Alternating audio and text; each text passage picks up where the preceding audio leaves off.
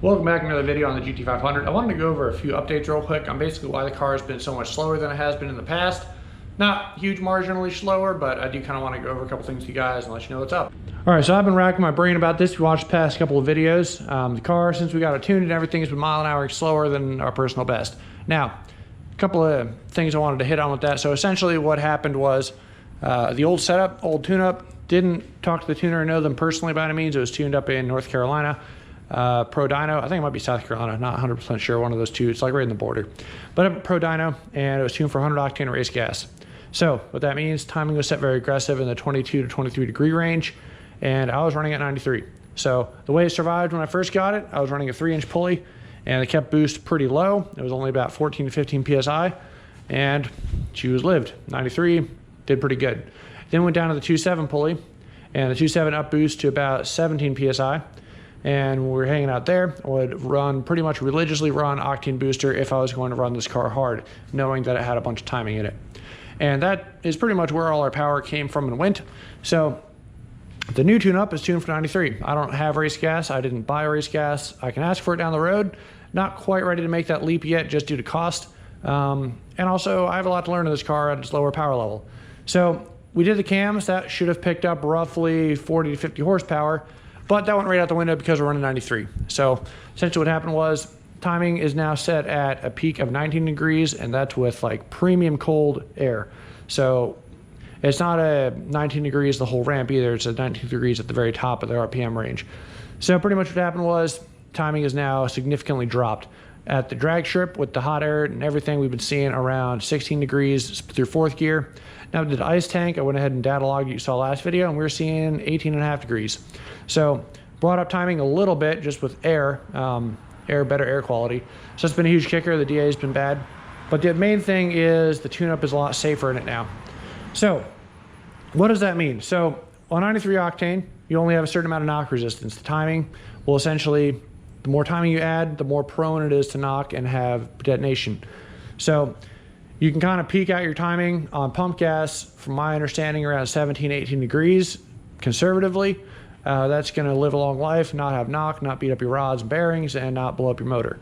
The cams helped increase flow. That was sweet. And as far as pulley size goes, we're running a 2.8, and that's running in the very cold weather. I was seeing 17 PSI. I was very happy with that. Now that it's heated up a little bit, air quality is worse. It dropped down to about 15 PSI. So not super happy about that. So I was reached out to on the Facebook forum. I asked a guy on there who has basically the exact same setup I do. Cams, tuner, fuel, all of it is the same. The only difference really is he's running a different blower. And I asked him, I was like, hey, you're running 93 octane. You recently trapped 134. What is different? He dynoed 720. So he told me he's running 18 pounds of boost. And I was like, interesting.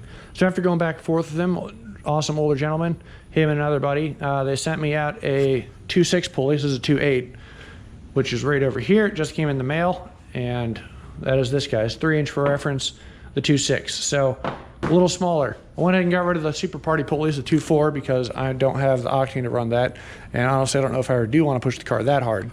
Timing will pick up a butt ton of power, but as you drop timing and you run to the end of where that's good, you can also up the boost. So upping the boost will create another knock risk, but at a different location. The knock risk from upping boost is less compression related and more related to the heat that comes out of that's getting sucked in. So I went ahead and upgraded to a JLT 3.0, keep as much oil vapors out of the intake as possible. The old one wasn't doing so hot, and that'll help with knock resistance. And then we also went ahead and we're gonna put the smaller pulley on. And I talked to the tuner. He said, hey, that should be fine. It's a little more aggressive. This is what he had spec'd out originally. And looking at all the calculators, although we've not been on the dyno, we're probably making around 660, 675 as it sits right now. And yeah, I want more than that.